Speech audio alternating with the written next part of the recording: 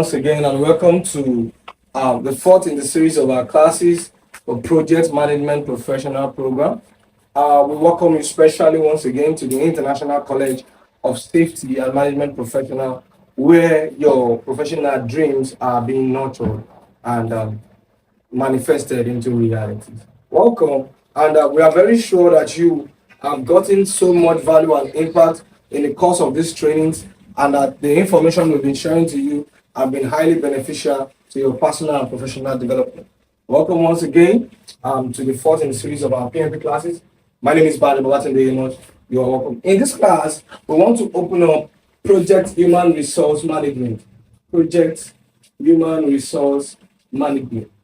We want to see how a project manager will put up policies and strategies to bring staff together, to monitor the staff, manage them, develop them, and also be able to get the right outputs from necessary quotas from the staff in terms of the project objectives. Always remember, whatever we are doing in a project is for us to achieve success. And when we say success, we mean success in time. That's why for every consideration, we always remember that a project is a temporal endeavor. It has a time frame. Welcome once again, having good understanding from the first to the second and the third class about what project is, the hierarchical nature of a project, the strata nature of a project, the project knowledge areas, major constraints. We've also opened up project scope management, project cost management, and all that you have enjoyed in the series of these classes. Now it's time to see what we are doing in project human resource management. What do we mean when we say project human resource management? We mean series of processes put together by the manager in order to assemble a team based on the skills and competencies required to fulfill the project obligations. Now, this is the process whereby the project manager tries to identify the necessary skills and competencies needed to carry out the project scope, that's the work, and then bring in people that have these skills and competencies and also develop them through the project line with good understanding of the needs and requirements of the stakeholders, most especially the sponsors. Project Human Resource Management is a series of processes used to identify, mobilize, document, analyze, and manage personnel in order to carry out specific tasks in relation with the objective of the project. In relation to the objective of the project. So that is what we mean by project human resource management. And now, for a fact, there are multiple processes under project human resource management that we will be looking at. Like I told you, we will just bring out the processes, we'll explain these processes, we'll give you the basis for the processes, and then you can use your PDF notes, your lecture notes to cross-examine the inputs, tools, and techniques and outputs of each of the processes, like I said earlier on, because we have tried to make sure you understand these interactions between all this paraphernalia and to know how they evolve on each of the processes. And thank God we have done well in that. And you can always use your manual, your e-manual, and the lecture notes to digest some of this information. But we want to know what we are going to be doing in each of the processes, practical application of each of the processes. The first process under project human resource management is plan human resource management. Plan human resource management. We want to ensure that we strategize. In project management, there's no room for guess. There's no room for hypothesis. Our hypothesis must mature into law or theories. The least we can work with on the project is a theory. Whatever we are guessing, whatever we think is the way, we must carry out analytical processes, study, ensure that whatever we are doing is what we need to do. And there's no room for, let's say, okay, let's do it like this, or then if it doesn't work, we do that. There's no room for what we refer to as trial and error. So we plan human resource management. How do we plan human resource management? We first use our project scope management to identify the work required, and then we outline the skill level, the knowledge level, and the competency level required for each of these tasks. Then, having identified that, we can now move ahead. So we plan human resource management. Like I said, when we are planning human resource management, we identify the work to be done on the project life. Having identified it, we segment the skill level, competency level, and also the requirement, the other requirement that may be related to carrying out these actual tasks or roles on the job. So that is plan human resource management. That will take us to number 2, which is acquire your project team. Acquire your project team. Having planned our human resource management, recognizing the skills, competencies, the work experiences, whatever is the requirement we want in relation to the needs and requirements of the sponsor or the stakeholders, we need to now bring our team together, because the Yoruba adage says, I will not stop using Yoruba adages in my classes because I'm a Yoruba boy, a typical Yoruba demon. Now, we want to understand that when we have a task, there's a Yoruba adage that can be said in English that one hand cannot lift up an heavy load upon the head. So we have to put hands together. And in place of putting hands together, that's why we need to plan. We are not just bringing any kind of hand. We are bringing an hand or a hand that has the required strength to pick up the load. That has the required strength to pick up. And when we talk about strength, remember, competency, skill, and experience, most importantly. So we acquire our project team, all the activities embedded, getting relevant information, contacts, calling them up, giving them contractual agreements, and then bringing them on site is what we do here at the point of acquiring our project team. We bring up, even on a project, we might have lawyers. Even on a construction project, we have building or real estate lawyers. We have management experts. We have builders. We have technicians, artisans, those that are into fabrication and production of maybe internal and external aesthetics for the building. We're going to bring them together to carry out the project. Now that takes us to number 3, which is develop the project team. Develop the project team. Develop the project team. Now, developing the project team is the series of processes required to improve the skills, competencies of the staff in relation to the project task, as it is based on the needs and requirements of the sponsor or stakeholder.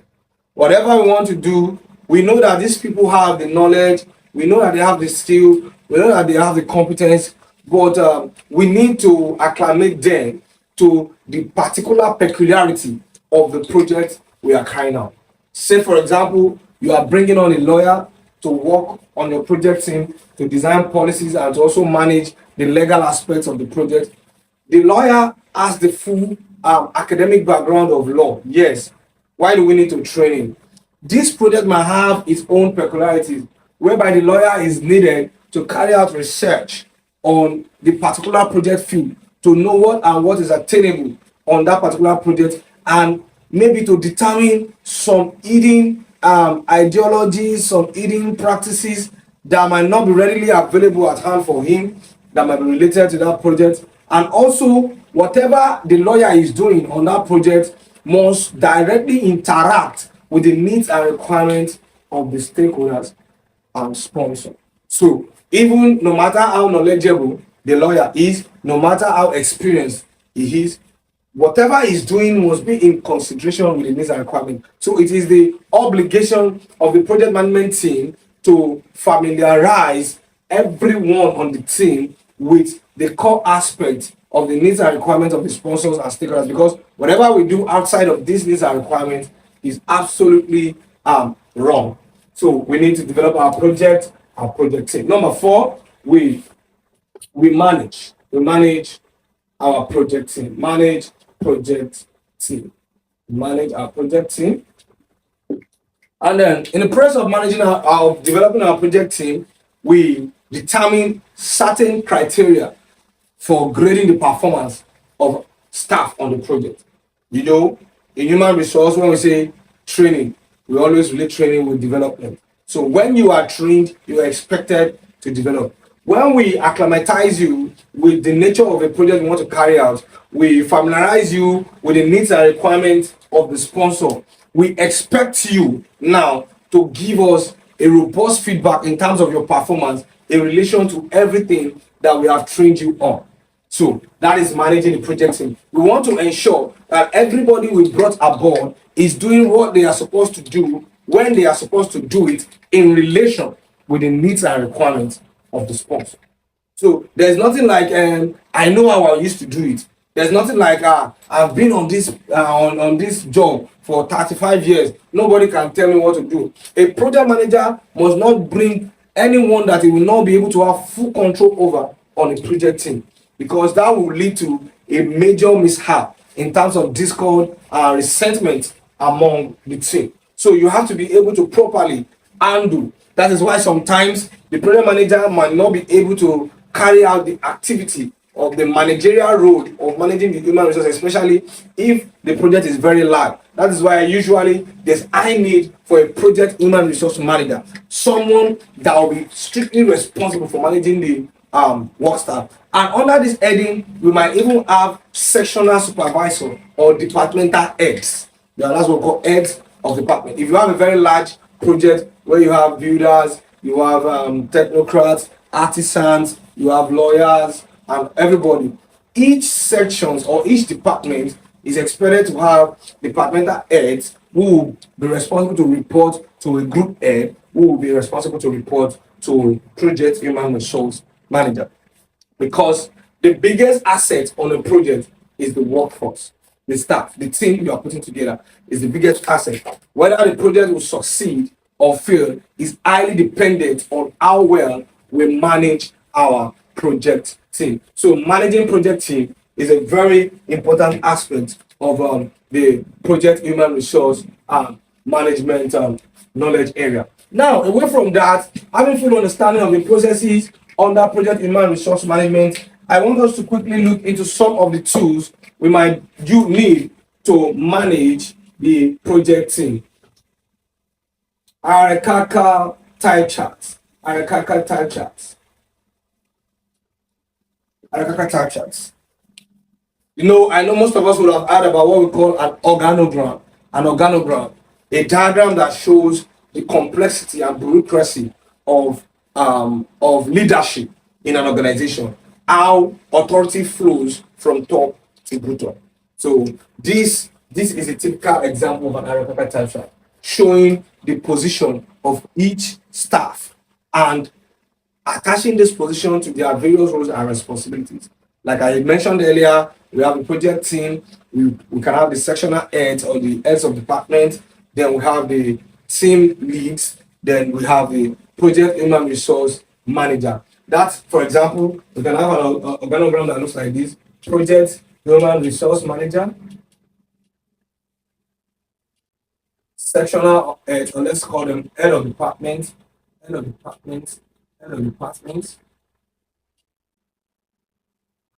supervisors, or let's say team leads, team leads, team leads, team leads. Under these team leads, we have supervisors. Under the supervisors, we can have project team member, like that.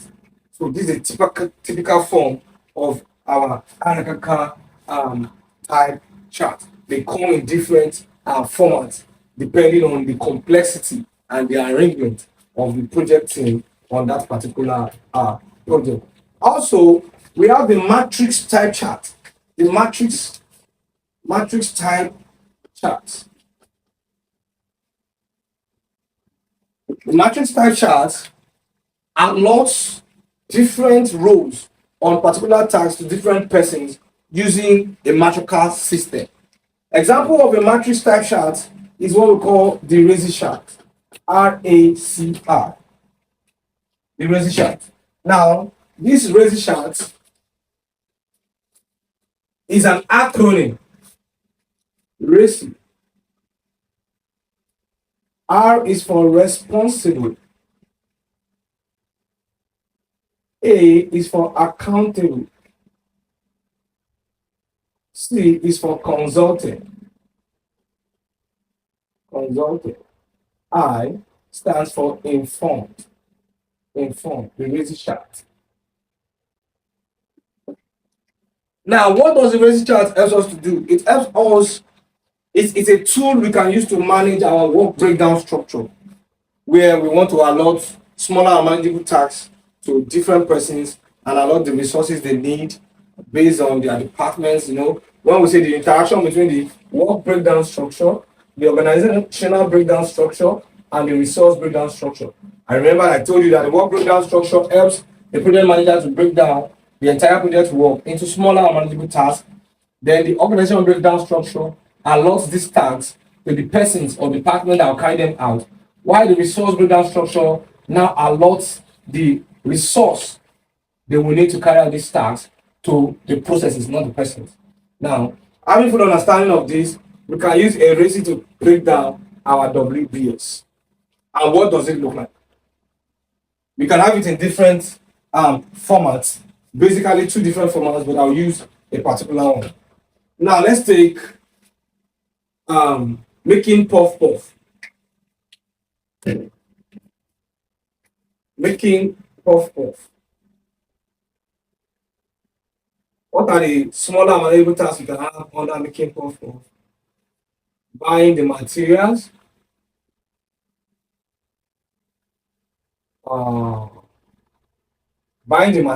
okay.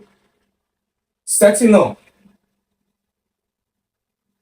mixing the materials, then frying, then packing. Let's not say we want to, our project is to make a well-packaged puff puff, and we have broken down the entire project life into smaller and manageable tasks. Now, this is what happens. Let's assume that we have 3 staff.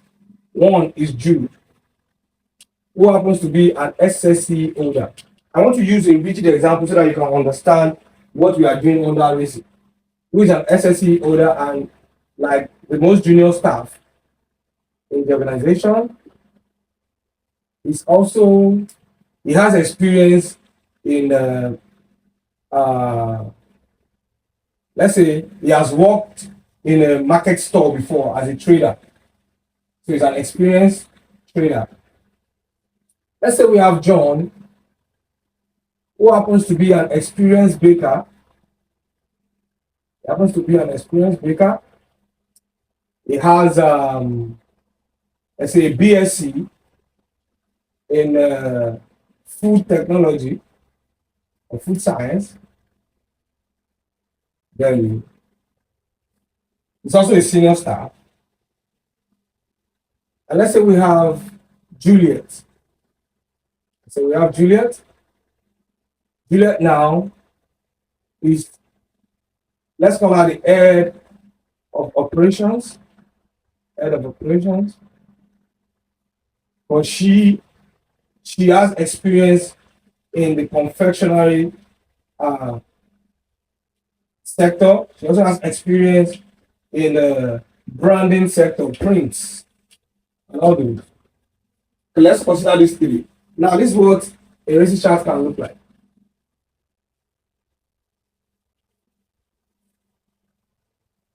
Please pardon me.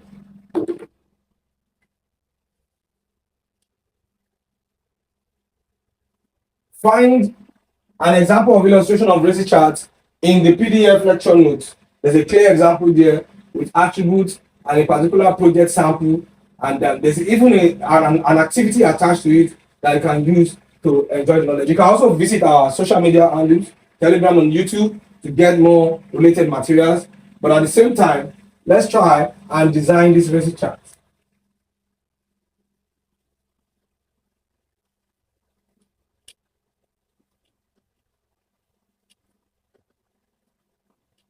Okay.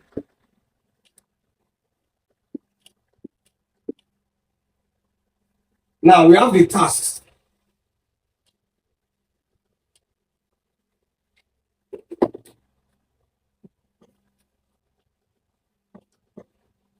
Buying the material,